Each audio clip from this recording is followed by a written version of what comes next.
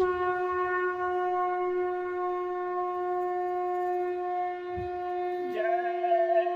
गुरुदेव। जय गुरुदेव।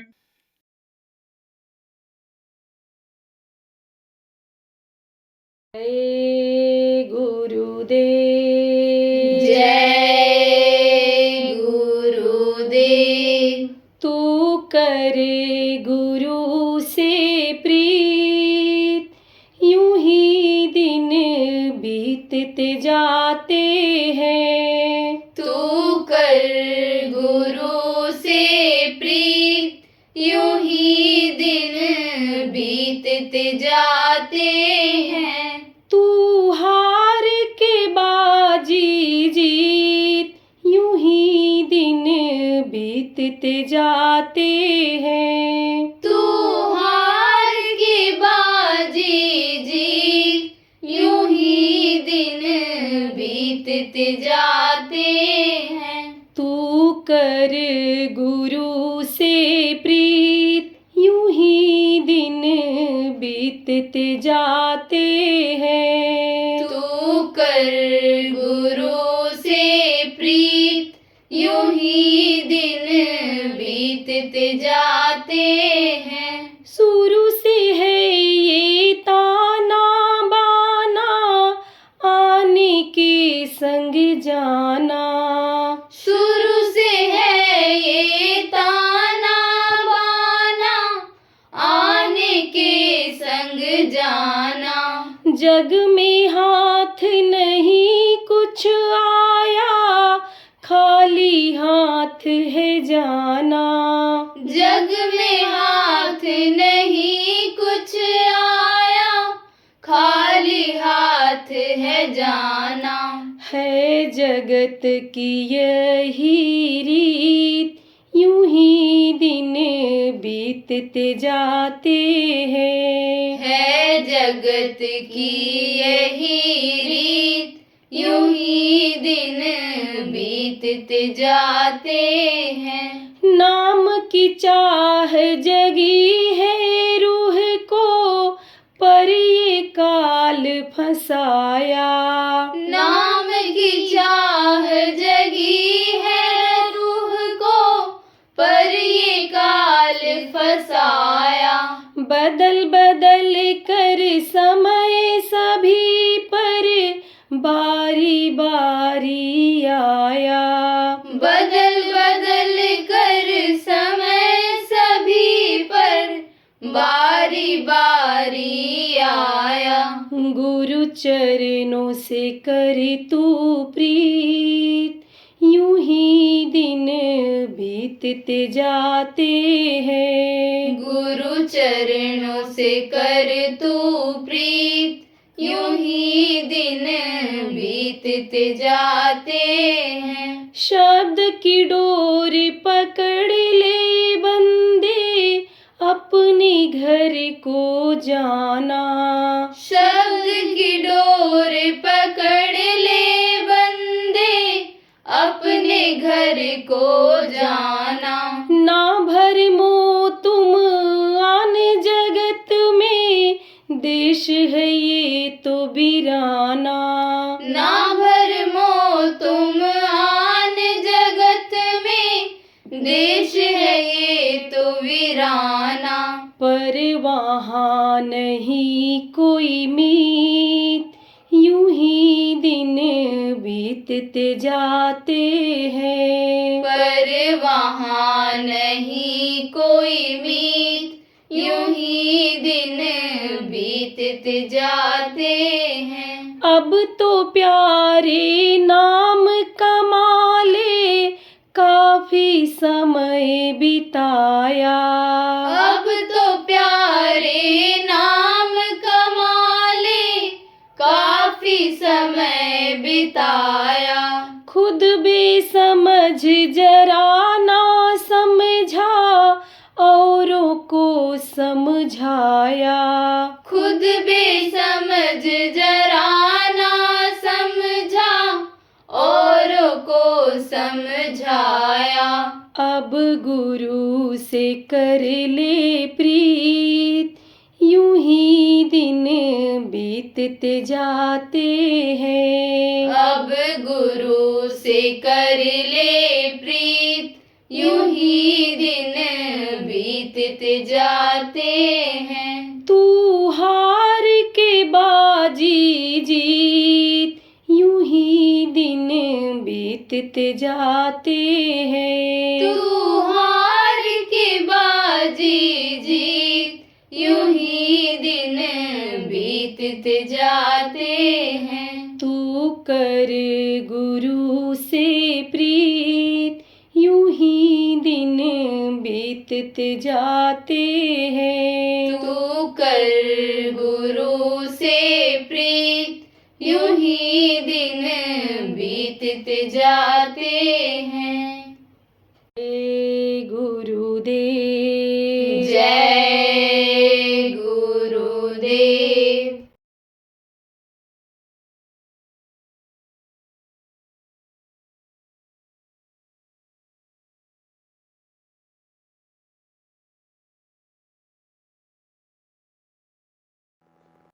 कामयाबी किसको कहते हैं?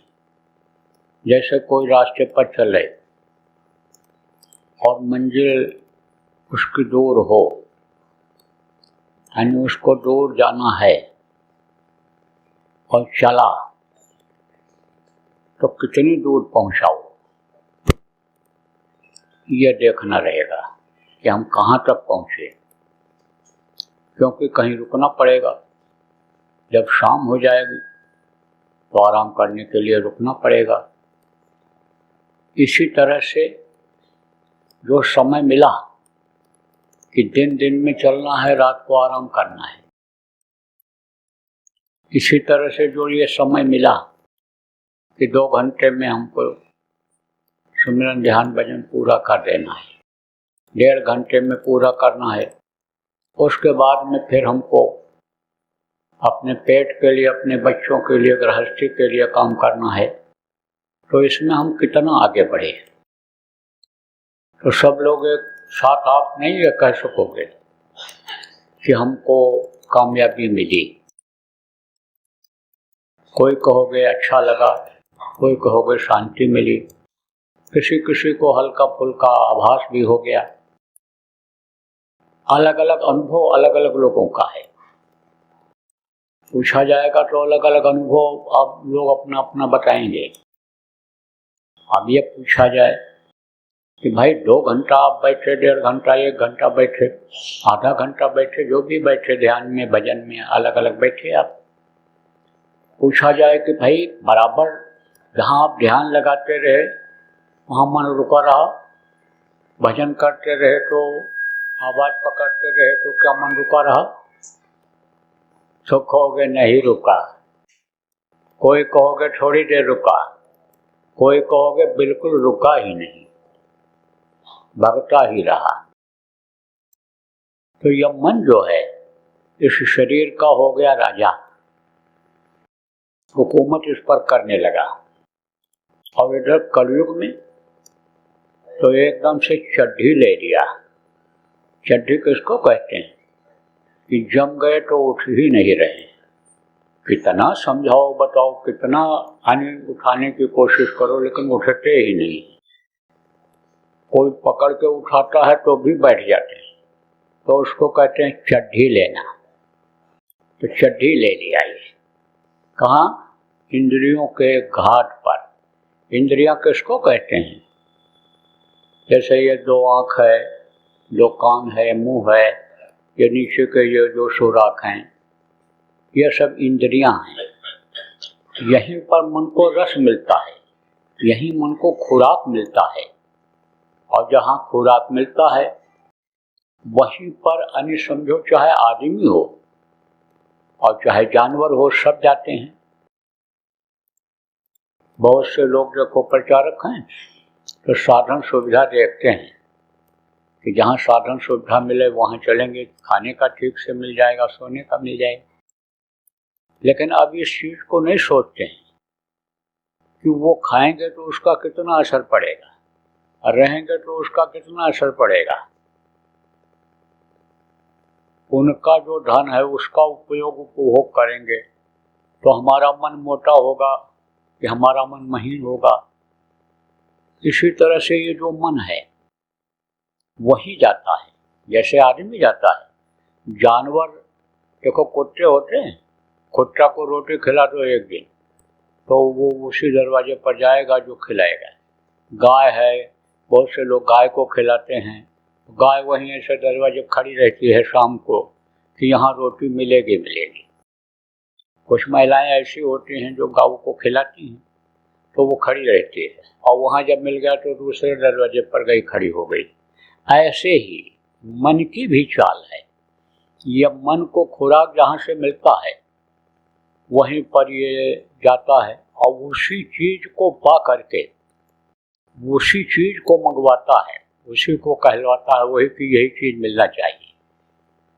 चाहे खाने का हो, चाहे सोने का हो, चाहे जो साधन सुविधा हो, मन वही कहता है। और उसको पाने में आदमी को हर तरह से कोशिश करनी पड़ती है मन के कहने में, क्योंकि मन हो गया राजा और ये शरीर हो गया एक तरह से गुलाम। तो यह शरीर वही काम करवाता है, जो मन कहता है वही करता है, और फिर यह मन और मोटा होता चला जाता है। उससे कर्म भी बन जाते हैं। दूसरे का जो खाया, दूसरे का जो साथ किया, दूसरे के समझो संपर्क में आए, साथ का असर हो गया तो यह मन और मोटा हो जाता है। क्या करना चाहिए? मन के कहने में नहीं आना चाहिए।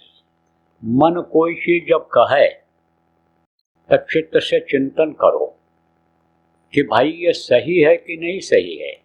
मन हमारा जो शरीर से करने के लिए कह रहा है वो ये सही है कि नहीं सही है, चित्त से चिंतन करो। अब बुद्धि जब लगाओगे तब पता चलेगा कि सही कह रहा है कि नहीं कह रहा है। और बुद्धि तभी लग पाएगी जब गुरु के वचनों को याद रखा जाएगा। और जो सत्संग को सुनेगा, एक कान से सुनेगा, दूसरे कान से निकाल देगा, उसको कहाँ याद रहेगा। इसलिए जो जरूरी बातें होती हैं वो याद कर ली जाती हैं। जैसे जरूरी काम होता है, टट्टी जाना है, मंजन करना है, नहाना धोना है, नाश्ता करना है, दुकान खोलना है, खेती के काम में जाना है, दफ्तर में जाना है, ये जरूरी काम होता है। इसको आदमी रट लेता है, याद कर लेता है। इसी तरह से जो जरूरी चीज़ें होती हैं उनको रट लिया जाता है, याद कर लिया जाता है। और जब याद कर लिया जाता है तब बुद्धि उसी तरफ जाती है कि देखो ये वचन है और वचन से हम अलग हो रहे हैं, वचन से अलग हो जाएंगे तो हम दुख पाएंगे। तो मन समझो ये शरीर को दुखदाई बना देता है। ये समझो कि ग्लानि पैदा करा देता है कि जब शरीर से वैसा कोई काम बन जाता है, वाणी से कोई काम ऐसा बन जाता है, बोल देता है, तो मन समझो कि ये एक तरह से साथ सूरज का नहीं दे रहा है इस समय पर कलयुग में। तो कलयुग में तो बड़ी ही होशियारी से प्रेमियों को, साधकों को चलने की जरूरत है। पहले मन इतना मोटा नहीं था, झीना था, पतला था। और पतला था तो सूरज जब निकलती थी आराम से चला जाता था, और सूरज के साथ ही ये उतारा गया। उस समय पर सतयुगी मन था, फिर त्रेता वाला मन हुआ, द्वापर वाला मन हुआ, तो कलयुगी मन हो गया। कहा गया ना, मन के कहे करो मत कोई, जो गुरु कहें करो तुम सोई। जो गुरु कहते हैं उसको करना चाहिए। देखो संत मत में हम लोग किसके हैं? संत के मत के हैं। संत मत में दीनता होनी चाहिए, छोटापन होना चाहिए। और मन अगर एक बार बड़ा बना दिया तो मन फिर छोटा नहीं बनाता है। फिर वहाँ पर आदमी सोचता है कि हम बड़े ही रहें, और वो जो बड़ा बनने का है वो लाभ की चीज़ होती है। क्योंकि बड़ा चाहे पैसे से हो जाए और चाहे मान सम्मान इज्जत से हो जाए, बड़ा हो जाता है। तो मन जब बड़ा की तरफ लग जाता है तब छोटापन उसके अंदर नहीं आता है। और फिर उसी बड़ाई को बढ़ाने में, उसी धन को बढ़ाने में आदमी लग जाता है, उसी कीर्ति को, सम्मान को बढ़ाने में लग जाता है। और फिर ये मन उसी तरह का काम कराता है कि जिससे दुनियादारी आ जाए, संत मत खत्म हो जाए, संत मत से अलग हो जाए, क्योंकि मन ये काल का अंश है और काल ये नहीं चाहता है कि जीव संतों से जुड़ें, संत से अलग करना चाहता है, इसलिए काल दांव मारता है। और काल जब दांव मारता है तो लाभ और मान क्यों चाहे, पड़ेगा फिर तुझे देना, फिर वो देना पड़ जाता है। मोटी बात आप ये समझो कि जैसे बहुत धन इकट्ठा कर लिया तो कहते हैं कि अधिक मिठास में कीड़े पड़ जाते हैं। जो फल देखो बहुत मीठा हो जाता है, पक जाता है, उसी में वही दाल में ही कीड़े बन जाते हैं, पड़ जाते हैं। तो अधिक मिठास जब हो जाती है तो कीड़े पड़ जाते हैं। तो वो मान और सम्मान जो आदमी चाहता है, जो धन आदमी चाहता है, उसका वो उसी में चला जाता है, उसी में चला जाता है। किस में चला जाता है? जैसा कमाया, जैसा बढ़ाया, जैसा जिस तरह से उस चीज़ को चाहा, उसी में चला जाता है। देखो चुनाव चल रहा है, चुनाव में आप समझो कुछ लोग जीतेंगे, लेकिन चुनाव में जो लोग पीछे जीते थे, कुछ लोग उसमें हारेंगे भी। तो जब जीते थे तो कितनी खुशी थी, जो जीतेंगे उनको कितनी खुशी होगी, और जो हार जाएंगे उनको कितना दुख होगा।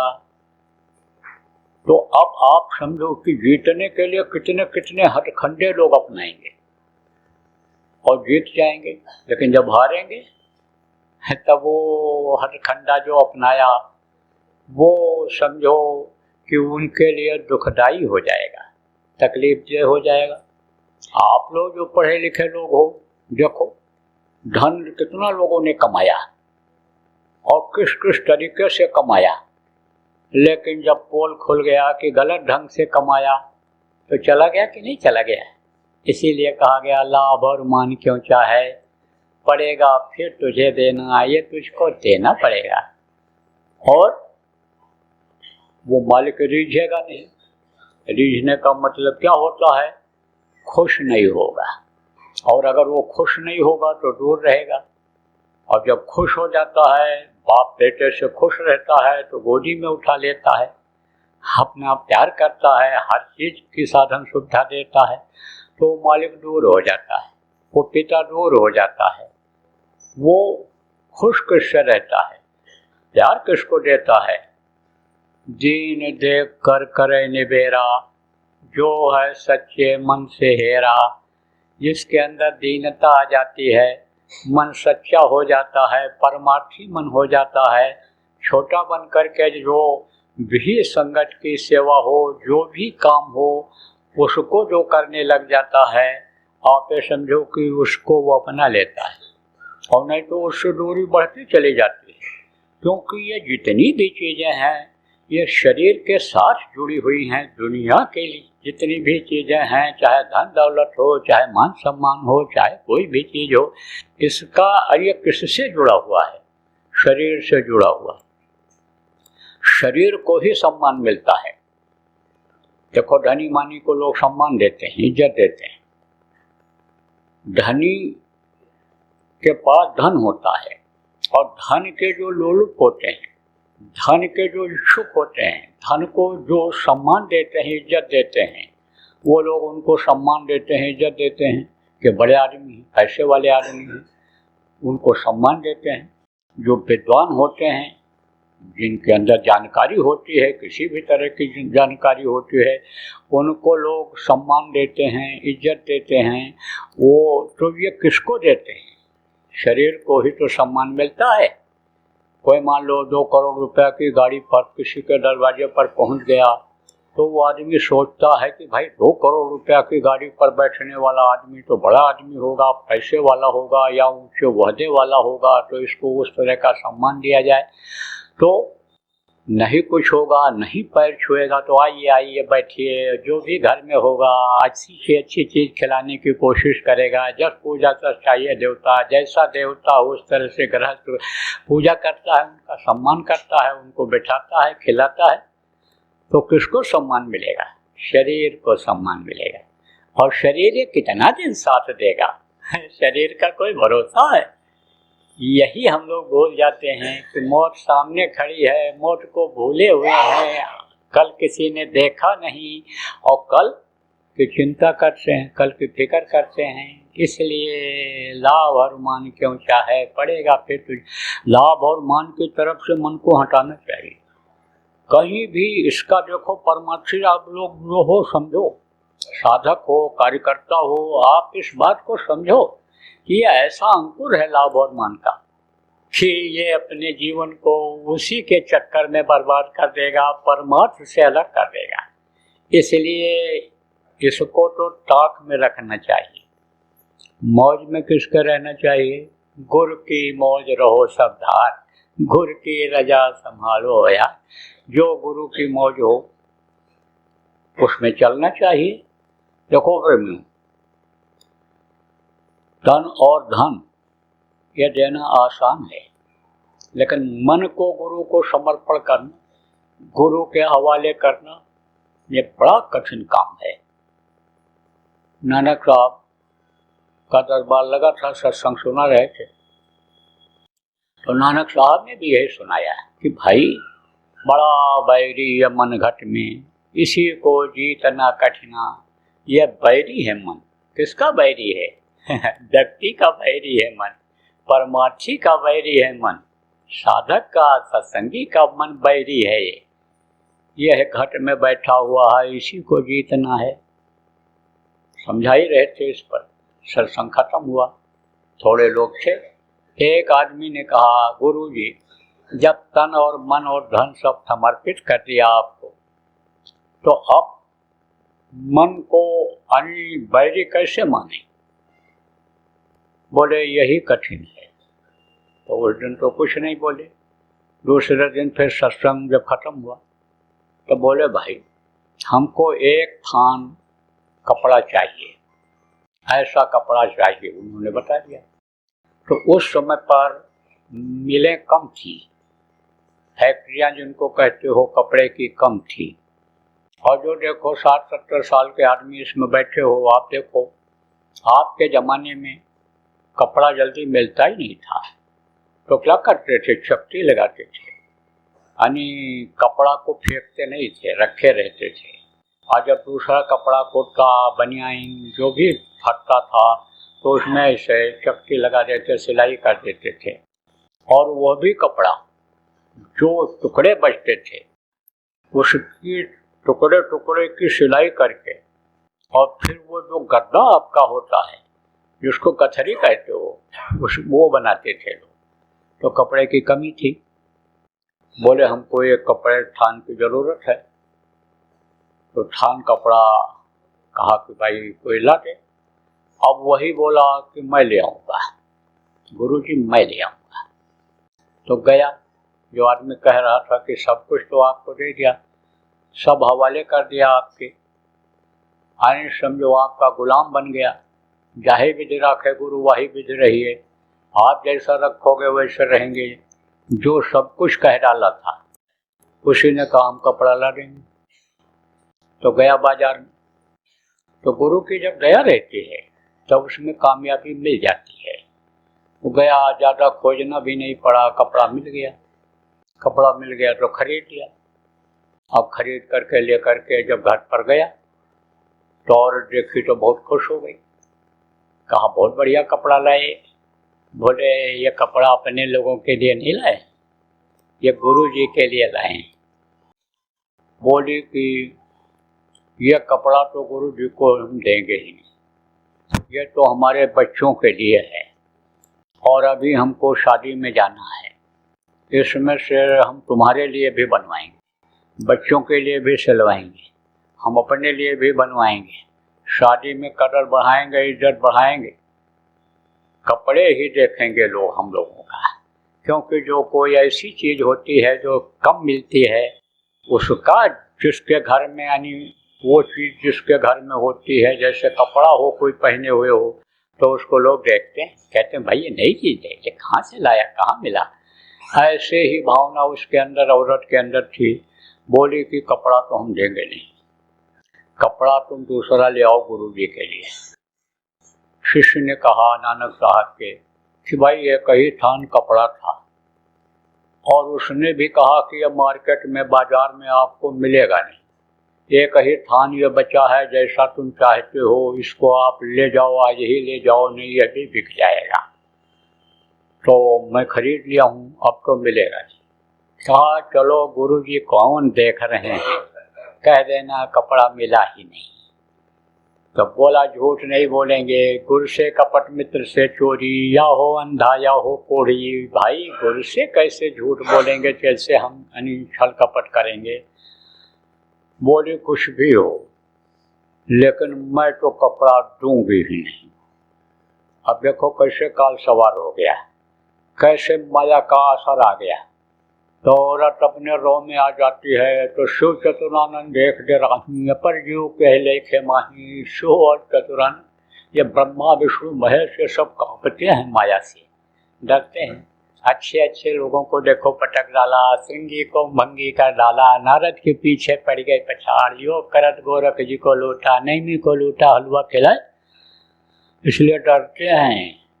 अब ये गए डर, अब बोले चलो अब नहीं, जब कुछ होता है तो अब झूठ ही बोल देंगे और क्या करेंगे, और कोई विकल्प नहीं है, झूठ तो बोलना ही पड़ेगा। देखो दृढ़ता जो मन की थी वो खत्म हो गई। दृढ़ता किसको कहते हैं? मजबूती को। मजबूती किसको कहते हैं? शिव संकल्प कीन मन माही, और सती भेंट अब यही तरना ही। उन्होंने संकल्प बना लिया, मन से सोच लिया, मन में दृढ़ता उनकी आ गई, कुछ भी हो जाए लेकिन अब सती से हमारा भेंट नहीं होगा, अब तो हमको उनको परित्याग कर ही देना रहेगा। तो वो चीज़ हो गई खत्म, मन हो गया डामाडोल। दूसरे दिन जब गए, औरत ने कपड़ा रख लिया, दिया नहीं। दूसरे दिन जब गए तब कहा गुरुजी ने, अरे भाई बच्चा कपड़ा मिला? तो कहा गुरुजी कपड़ा तो वैसा मिला ही नहीं। तो अब आप इस बात को समझो कि मन इस तरह से धोखा देता है। मन को गुरु को समर्पण कर पाना ये बड़ा मुश्किल काम है।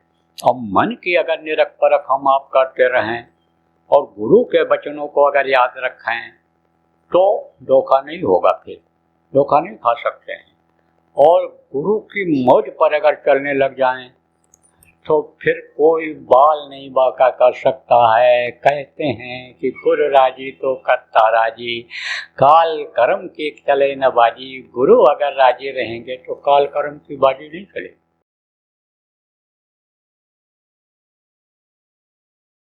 अगर ध्यान नहीं दोगे आप लोग तो आज आपको बता के जा रहा हूँ यहाँ हाथिन आने समय लोग कन्नौज जिला के इस स्थान पर कि अगर लोग ध्यान नहीं देंगे तो कुछ समय के बाद यही नौजवान देश के 50% यानी 100 में 50 नौजवान ये पागलों जैसे दिखेंगे, नशे की आदत में पड़े दिखेंगे इधर उधर।